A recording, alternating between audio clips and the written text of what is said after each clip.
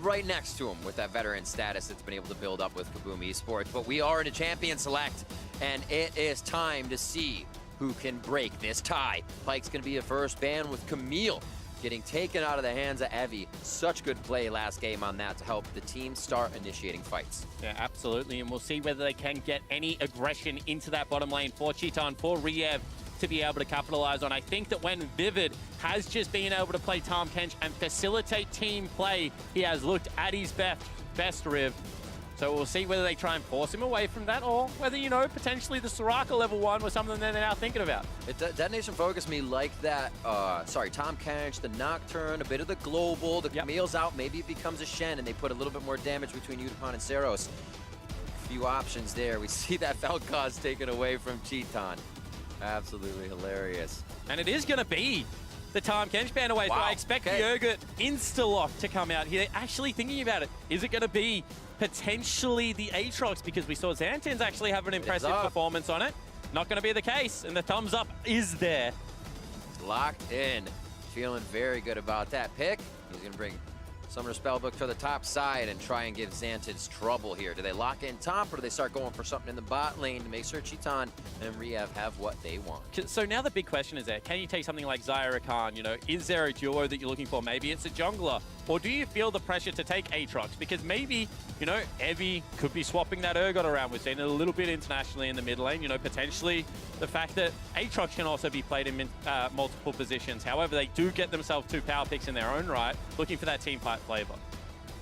Cheetan on the Kai'Sa 2 regular season plays. Very well known for his Tristana, but he's going to put his hands in the ladies of the bot lane. Kai'Sa this time. Ranger picks that up for him. It's going to be the Ezreal Braum here. Udapon felt very good on the Ezreal, not needing safety of his team, but also, and being able to play his own game. And now you feel it has to be the top lane, you know. Otherwise, the Aatrox is going to get pinched away. You're going to be stuck in a tank matchup. You don't want that. So it is going to be locked in right now. So Xantin's taking that one into the top lane. I think that both of the teams very evenly matched in strength right now. You would give the advantage to late game Kai'Sa, but Udapon showed how adept he is at navigating these skirmishes and team fights and being able to persist throughout that mid game. Certainly would be feeling confidence after the last performance, and maybe trusting Cheetan to make a couple of characteristic mistakes and overextended. Ezreal Braum does punish that. Kai'Sa Alistar for that bot, so you can kind of stop the damage, but we're waiting to see what the map plays out as now for top lane on that, jungle on each side, and for that mid lane. What are they going to be able to put in the Rift? 9 seconds left for KaBuM eSports here on their phase 2 bans. They take Sero 6 away. Karma's another big play for him in the mid lane, and they may try to focus something else on the map. It's going to be Zoe going out, and they leave Steel what could be his Nocturne jungle once again. Yeah, I believe that's the 3 most played of Seros being hit there, and I think that they're acknowledging the fact that when Jinkedo was playing well, this was a team that looked like they were in form, in rhythm. I mean, they had control of that when he was able to take the fight to Jensen, and I think that, you know, that's the respect of the LeBlanc, the respect of the Aurelia, and both of these teams kind of hinging on the mid lane picks right now. Jinkedo says, Syndra, right now, I'll be taking that one. On the other side, the Karma was still left up. Seros could be able to get that inner flame working in the mid lane, and he will be able to lock that in. The team gives it to him. Last pick now for the jungle. Steel has that Nocturne open he's been playing quite a bit of. Also looking towards the Kindred and the Xin Zhao, which are still open. Yeah, and this is going to be a frustrating pick to deal with. I would expect, you know, a ganking jungler to come out as well to try and support this pushing mid lane. Maybe you go towards a Gragas for Steel and see if you can get the early game rolling. Kindred, wow, that is a lot of damage one more time coming out. Once again, kind of a strange comp to start up fight, so not saying it's bad for DetonatioN FocusMe, but just limiting the windows that Raz always talks about to be able to get these things started. And facilitating Rangers pick, you know, the last pick lock-in could be here. Don't expect that one. Rolling balls around the Rift. That never-ending snowball. Nidalee hovered here. 5 seconds left for Ranger in the jungle. He's going to get Nidalee played as he roams around. Okay. That's going to be a first, especially for the regular season plays. We do not see that in his champion pool. We always know these players play it. I'll always say that as well. Just be like, oh, it's his first time? Never. But they want to go just as aggressive on the side of KaBuM. Yeah, I think they want to be able to match pace in the jungle. I think they want to be able to get the clear up nice and quick as well. Not to mention the fact that something overlooked a little bit in Nidalee's kit at times is the attack speed steroid. So if he's able to get Cheetan going in that backline, if he's able to fly in there with the heal and be able to start taking people out, certainly is a possibility. He also has good lanes to play around. You know, the stun in the mid lane, the CC in the top lane that can be continuous. Certainly avenues for Ranger to be able to attack when he has been good in the early game, as he has been a couple of times now against DFM. They have looked super solid, and remember, this game is for all the marbles. This is for the shot at the best of 5. So you've got to trust that both of these teams would be very confident in their picks. You have to remember KaBuM, a team that has been through those trials and tribulations with Phantoms and Riev on the bot side of the map, helping the rest of the mentality of the team through games like this, through pressured times. On the other side of the rift, DetonatioN FocusMe feeling very good, finally being able to represent the region of Japan in the LGL as they come onto the world stage. But who will be able to break the tie is the question. Both teams have had power surges in their plays, but also falter. Will they be able to find just the power this time around? And I think two different kinds of pressure. KaBuM trying to reclimb into groups through a best of 5 to reach former glory. New roster, same storied organizations. While DetonatioN FocusMe, they are trying to do what no LJL team has ever been able to do. Such domestic dominance, but never a crack at the World Championship. They get it right now. All that is standing in their way is the Brazilian lineup. And I love what we've been kind of saying is the pressure of these teams that are in the growing regions are absolutely able to put a lot of their high caliber play on show here at Worlds. It's not like, oh, this is going to be another game, they might have a chance. These games are all very close and pushing some of the teams that we figured would fly through these groups all the way to the brink and possible losses. Here now, one team has to lose as the other moves forward. DetonatioN FocusMe versus KaBuM live on the Rift for our tiebreaker match. And KaBuM seems to be warming up. They seem to have been getting better and better as this tournament progressed. They would be coming in here thinking, you know what, we've finally found our form, we've finally found our rhythm. Maybe some overconfidence, as that's actually a very nice ward clear coming out of Evie there. On the hands of Cheetan versus the Cloud9 lineup. But you also like that. You miss 100% of shots you don't take. He missed a couple that he did, but a couple will eventually stick. And what is with Udapon and first item just gold stack? He is raking it in, that's for sure. A good return on investment on those summoner choices. Kleptomaniac just getting tons of gold. So pretty same starts around the board except for that Doran shield up top. And the talisman for Hunter's Machete, obviously, for our junglers. A big hit from Xantez, but shielded, not a problem. As nothing happens. It feels good. You fly through the air and you're like, ah, not so much. Yeah, a little bit of harass. Certainly a fun champion. As we see a couple of Aries go toe-to-toe, shorter cooldown in the bottom lane. However, because they saw Xantin's top lane, maybe they think that he's up there. Steel going for the gank. Titan already, or Cheetan rather, and he gets the concussive blows on him. Winter's Bite will not be locked down as they back up off of this fight. A good first flash, but could be a rinse and repeat for Cheetan there on the bot side as Udapon continues to farm and push forward. Yeah, just a flash for a flash. You could see right there, not able to flash the headbutt coming out of Riev. Certainly a mechanic available to steal, but not able to time that one, didn't even go for it. So the 80 carry will lose the summoner spell. You can see that they really want this gank, but there's a ward in the brush. Steel stuck around for such a long time. Back towards the mid lane for him. Eyes on Ranger on the top side. They'll see he has double buffs, and he's flying through his jungle. And it looks like Evie will not be taken off guard by this, and now Ranger knows, I'm in vision. I'm going to have to play this one a little bit more safe. Steel on the bot side of the map, easily able to clear Raptors now, and he's not forced to do anything too scary. Yeah, potentially wants a repeat gank as well. Knows that Ranger could be in the top side of his jungle. Now, once again, spot him on that ward. So he is sticking further towards that bottom lane. Not necessarily the most blue buff intensive champion is the Kindred. Look at all the mana he's using. Doesn't mind having it. Right. See whether he just sticks with the aggressive clear. Because it looks like he wants to get some counter jungling done.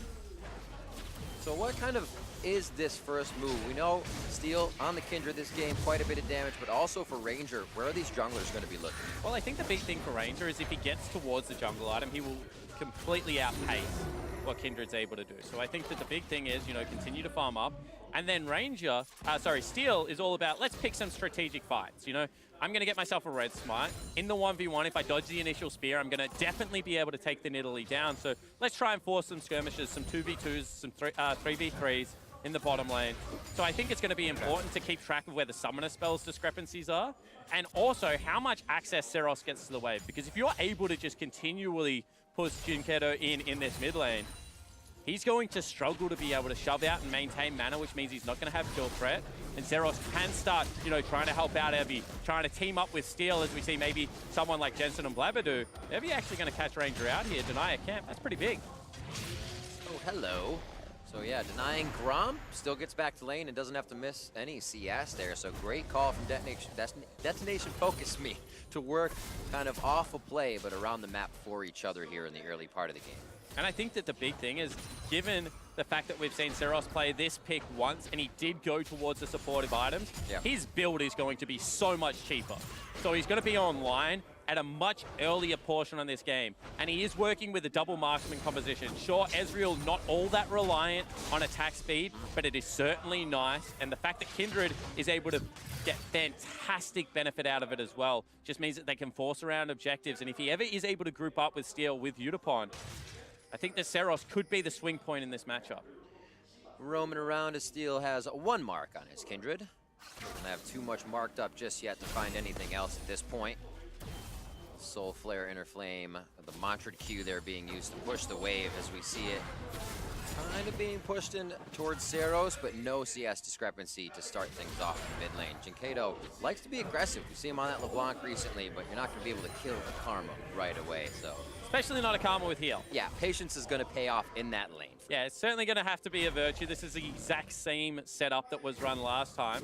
Once again, Steel wouldn't exactly mind a little bit of a fight there. As soon as that spear goes wide out of range, he loses a lot of his potential to win those team fights. So I think that, you know, now red smites are picked up. Certainly is an explosive jungle matchup to track. Back to lane. Teleports on the marksman. Haven't seen that for quite a few games here in the play-ins, but is coming back for Cheeton and Udapon here. And just checking in with another player tendency here, Riv. We've seen for 2 games in a row now that Udapon going towards the Sheen as a first item shows that he's not willing to concede pressure in this lane. It's going to cost him an earlier evolve that can come out of that Manamune. But for right now, if there is any jungle influence on this lane, if they're ever able to get, you know, teleport gang set up, or potentially an early dragon around this mountain, going to do so much more damage. So I love looking at individual players' tendency. You can see that Steel acknowledges it, starts to play a little bit more around his 80 carry. And that's completely based on Udapon. He's going to have to hit those shots. The moment he starts missing, that Sheen feels like nothing. And he is making them count right now on Cheeton. They trade a bit of the same damage back, but Steel is ready. Kind of wanting 6 before he comes back. And we'll see that here off possibly red. Get a look at his experience bar. Well, what that means is right now they've got a push in the mid lane. You can see Seros is able to get first access to those waves, is starting to shove in on Jinkedo. He's gone back, he's got himself his first shop. So this could start to swing a little bit if he's able to get some harass down. But if Seros just mitigates the lane and plays against a minion, should be able to consistently do that. With the Sheen, you know, you can see right now, Udapon's able to also push up in his lane, which gives this whole bottom side control over to Steel. You can do 2 things with that. You can either fight for vision, maybe try and invade the next blue buff, take a dragon, or as soon as you get your vision set up, you know exactly where Ranger isn't. Then you pick your window of when you want to attack the top side of the map. And I think that they've shown that when Evie is on these bruiser pickups, they do like to play around him. So we'll see whether that's the case. They did have a bit of pressure towards the top side to start things off, but Evie's vision has kept him safe, allowing him to be somebody to come back up in the fights here. Jinkedo looking for that pressure top for Steel. As you said, that pressure top lane is going to be a big thing. Steel stops it for now from KaBuM. Because the difference in the game that they were able to win earlier this morning was the fact that Xantins was just completely unchecked. Like, he was split pushing for days, able to knock down turrets, became a monster. You know, in one of the Baron fights that happened, he was in the side lane, just kills the Scion, takes a couple of turrets for himself, continues to march it down. So I think that, you know, that this is certainly the pick to watch. Evie prioritized the Urgot over the Aatrox, and I agree with him. Based off measuring strength at the moment, I think that Urgot does sit slightly above. But now he has to be able to prove that justification in the pick of leaving both powers up. Absolutely. What do you think gives it that edge? The versatility, the all-around map play? I think it's a fear. I think the fact that we've seen so many, you know, harpoons stick, but then to flash in to guarantee the fear afterwards, just seems to be a little bit more disruption, and executes when it's such a tank-heavy meta is very important. Obviously, not many tanks being run into this game, but it's something that we certainly saw throughout the regular season that came through for that Urgot. Very true. Percent damage is always kind of catch your eye because they're good, but executes, those are great. We love those. Definitely something you want on the Rift if you can afford it, and that's what you get out of the Urgot on the top side, that fear beyond death. Back down to bot, 91 to 86. So we get a quick hit in from Riev, and the arcane shift from Udapon for safety. So still trying to tag on a bit of that aggression, but also ensure Ranger and Jinkato have a bit of safety for this first drink. Yeah, and you have to applaud Jinkato as Cheetan takes some damage here. Man, good luck, or good thing that arcane shift was down. That could be Cheetan going down very fast. They're still gonna get aggression onto this dragon. One more hit locks down Riev, but that'll wear off. Beautiful Soul Flare coming in. True Shot Barrage almost takes down Ranger. He's going to have to be careful. No help for Riev. Level 6 is there as he throws down the ultimate quite late. It's not going to be enough in first blood for Steel. Huge turnaround play there. It looked like they had all of the control mid lane. They walk it down to the Dragon, but one more time it's Cheetan, the inexperienced rookie, taking too much damage underneath that turret. Riev wasn't there to save him. It costs the team everything. And DFM strike first. The idea of the play was fantastic. Bots pushed, we have Dragon priority, but like you said, too much damage taken. And you can see that Riev wanted to walk towards the Dragon. He split into going through the Cry Brush. At the same time, Cheetan walked up to Spell Fling underneath turret. He is not in this play. And Ranger had already taken all of that free damage on the Dragon. Complete disaster, but DetonatioN FocusMe one more time, just capitalizing on the small mistakes. Rolling a little bit of that momentum from last game into this one. Even with that loss, they were still playing strong-minded and starting their own fights, making things happen, and not really having vision on Dragon there did not deter them from biting back. Now 1-0, just 11 minutes in. KaBuM still gonna stay in the face bot lane as Cheetan tries to get these threaded attacks in and knock down Udapon and Vivid. But you can just see how confident Udapon is at the moment. Yep. You know, flawless CSing under the turret, rotating with his team.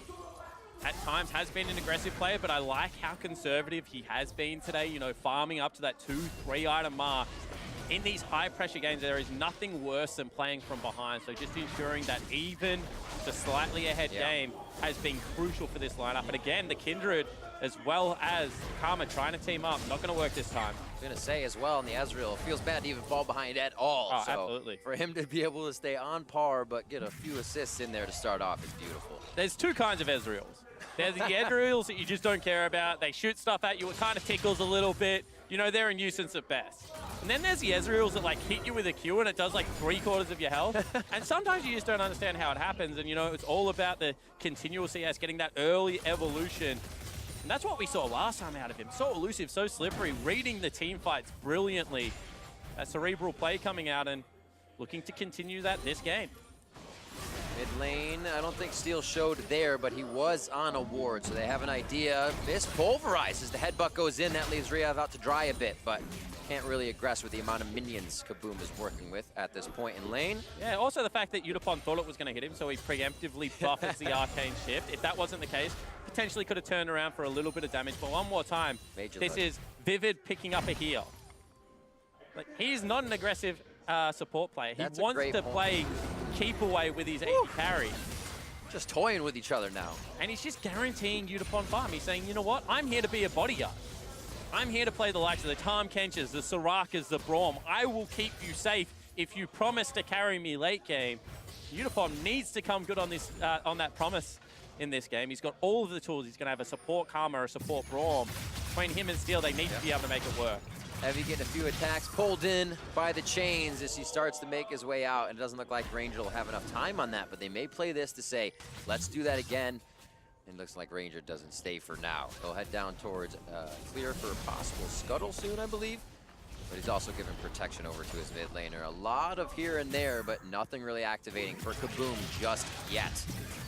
credit where credit's due. I said I thought that this matchup should go in Seros's favor now that he got that first shot, that cheaper build. But the Syndra player has done such an amazing job of keeping this one neutral. Xanten now flashes forward. He flashes and Steel is there. They play the false sense of security and that Evie might be dying and Xantus wants it all.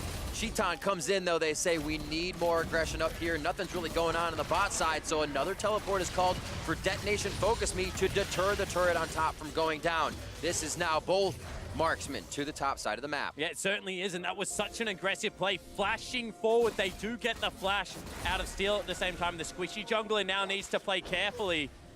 However, nothing breaking right now. 1 kill and a dragon is all that we've had so far this game. You can see both teams very keen for some more action.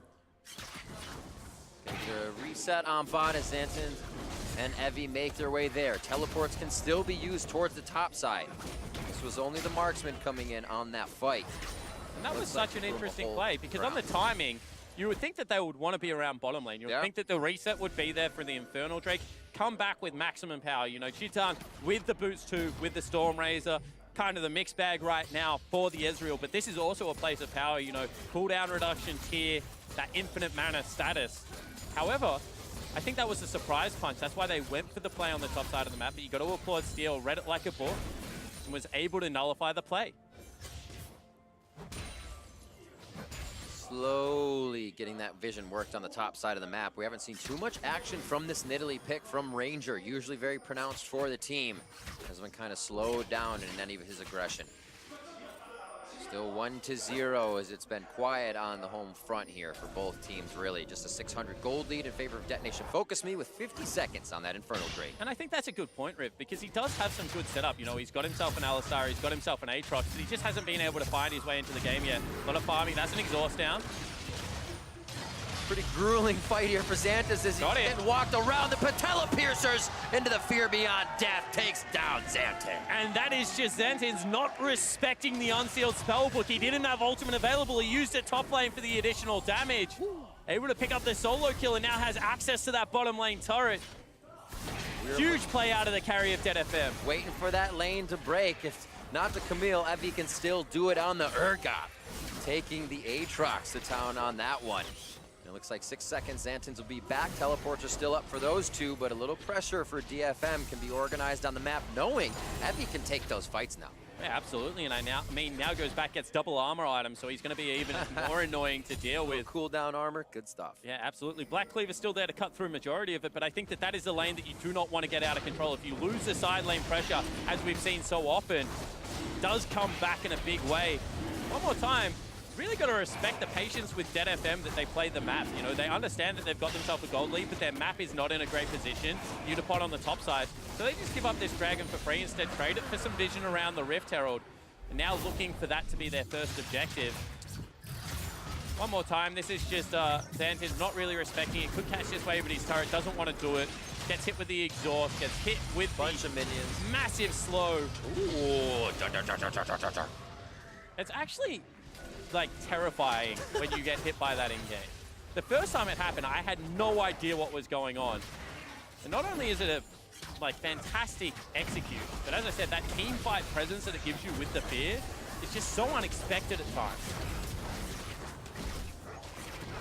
Rift Herald, DetonatioN FocusMe looks like they'll be able to grab this. A little bit of presence from KaBuM here. Nicely done to knock Steel up, and they actually start to take control of the fight. Just a few more hits on a Rift Herald, but it's actually sitting untouched in the middle of the fight. Favorite's gonna throw on the stopwatch. Riev gets out of it. How is Rift Herald even still walking around as the kills start to go? Xantus in World Ender, but he could go down as he starts to heal a little bit. And they are starting to get the kills over. Off to KaBuM. Xantus now about to fall. One last shot coming in for Utapon, and Cheaton makes it with a sliver of health. Feeling the wind of the true shot barrage on his back. Yeah, Cheaton sneaks into that pit, able to get the Rift Herald, gets out with his life. It did not look like it was going to be worth it. 3,000 gold lead. Now they're looking to push the mid lane turret, and the fight to go on the way of DFM. Ceros getting a quick clear on the wave, so they have no troubles there with the next set of minions. And a bit more gold on top of that 3-kill fight. And we said you don't want the split pusher to get out of control. Well, guess what, Riv? Evie is completely out of control. Another fear beyond death lands there. Got the fear onto Dinkedo as well. and just chunks him out of the fight. No presence coming from the 2 carries of KaBuM at this stage. I mean, as we take another look at it, it looks brave. You know, Udapon's gone back top lane. How are they going to win this fight? But then Evie flies in. Just able to land the slow, able to continue the damage, gets the fear, and then runs it straight at the mid laner, and he still wants some more. He wants Xantins. Trying to get out. Flash is there for Xantins so he can get over the wall, and he has vision on his side, something Evie does not even after that fight. So with that lead, they're still going to play it safe, but 5-0 now with a 4,000 gold lead at 19 minutes. And this looks a little bit like how KaBuM looked during their very successful season. You know, carry top lane, are able to exert so much pressure. The rest of the map just holding it down, being prepared for those team fights. We're now getting towards the 20-minute mark, and we've seen already how dangerous DetonatioN FocusMe can be around that Baron objective with priority in the lane, with the ability to push out now because of their 4,000 gold lead. This is danger zone for KaBuM. Remember, this is for the shot in the best of 5, and KaBuM right now, I mean, I think they're hoping for a miracle team fight. I feel like it's something they could take. You have Jinkato hitting something like an unleashed power. You find Udapon once in this fight, and he is the guy that has been so elusive that allows these fights to really continue going the long haul, letting Evie come in, letting the rest of the team use the defense that they brought to the table. But that unleashed power, Cheaton being huge, could zero out Udapon right away. It's very touch and go, but DetonatioN FocusMe wants to be right on that line of touch and go. Yeah, absolutely, and that means the pressure on Vivid, the pressure on Seros to be able to deny that, to be able to come through. Right, you have to be fast. Continue these protracted fights. Something that Ravs talked a lot about was the ability to push up mid lane, control topside jungle, and attack top lane turrets for the last game. And I think that really DFM have read that well. 2-man Baron now starting up, and they have no idea this is happening. Good defense on Evie. He's big enough to help do this right now with Righteous Glory and the help from Black Cleaver, shredding it down to 2-man. Wait, it's going to be a quick walkover here from Xantin. He'll have a ward to throw down. 18, it just came back up, so he throws it in. It's all the way across the map as Ranger, so there's no smite there. Xantins can't put himself in the Baron pit, and that is Baron at 20 minutes on the mark for DetonatioN FocusMe. What a heads-up play. You could see Ranger thought that he caught Seros overextending. He acted just tasty enough. That meant the rest of the team able to capitalize on the Baron. It looked like a reset. It looked like Evie had taken top lane turret and gone towards, you know, that reset maybe towards bottom side of the map to set up for the proper Baron play. It's a brave call. You get caught on Baron at 20 minutes, you probably lose the team fight, but they don't, and they come out with everything. And to think of what happened in that fight before, in favor of DetonatioN FocusMe, very chaotic. It was kind of all about the Rift Herald, and it threw KaBuM for a loop. How do you not at 20 minutes have vision around that Baron area at all? Something that very much fell to the wayside for them, and DetonatioN FocusMe is preying on these, as we said, small mistakes that become very big for them. And now they have all the control in the world, you know, 5,000 gold lead. Need to make sure they don't get engaged on here, and Vivid one more time just does his job brilliantly, scouts out Riev. Means they can just allow their carry, Evie, to push in on that bottom lane, continue to accrue the gold lead. Xantin's forcing top, focus on that split push, which can pull DetonatioN FocusMe a little thin across the map. They, however, have Evie doing the same job on the bot side. And it's going to be second tier mid turret taking a lot of damage as DetonatioN FocusMe takes it down. But on the side of DFM, you have the Baron Riv, you have all of the favors in both sides. Sure, they're losing one laner farm, but they're winning on 2 sides of the map. I wonder if we even see Xantins come back. They may say stay for one more. It's gold we need, but is it the pressure you need? Is it going to pay off? DetonatioN FocusMe now waiting for a wave. Not too much clear can really come here from the squad unless Jinkato starts throwing those orbs out, but Baroned up minions are going to be very hard to clear. Turret's down to half health as now Evie's on the bot side. Back goes Xantins, and KaBuM may need to fight or watch their inhibitors go down. And the big thing as well is there's an objective to retreat to, so they can just take this mid lane inhibitor. They know there's not going to be any vision around the Infernal Dragon. They can finally equalize or they can just continue the pressure and try and take down number 2. What strength for DetonatioN FocusMe from the LJL. They have tried year after year, but came up short in the playoffs now. With their first representation of Japan at the world stage, they're gonna try to end it on KaBuM, but KaBuM goes in to start it off on their own terms. Riev close to going down, and he will fall. World Ender's there for Xantins, but he's gonna come up short, and the team may lose him as well. Cheetan gets back to safety. 3 members of KaBuM alive may be what they need to stop this game from ending, and DetonatioN FocusMe is looking for the Nexus. And Vivid is absolutely popping off right now, able to land a 4-man ultimate. They send their top laner back. He's teleporting in. They want to end the game now. Santa Braum spawn. He's bringing in the presence. He's bringing in the safety. Happiness for DetonatioN FocusMe as they take down the first Nexus turret. 7-0 in a statement game as they look to break the tie against KaBuM eSports. And they will take down the Nexus, taking 2nd seed in Group C. What a dominant performance across the board for the LJL representative. Beautiful.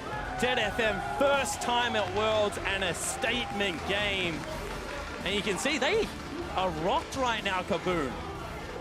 That game was just over in a blink of an eye. 1 Baron, and they pushed to end. And a Baron that was snuck as well. You consider after everything that's happening, the fights that go, it was not having vision on a portion of the map that swung the entirety of the game. And both teams throughout this play-in stage pushed themselves to the max, and DetonatioN FocusMe found themselves coming out on top. And for the veterans of this lineup, for Udapon, Seros, their coach Kazu, who's been with them since I think 2015, first time this team went internationally. That is a sweet, sweet victory. And really across the board, everyone just doing their job, playing well.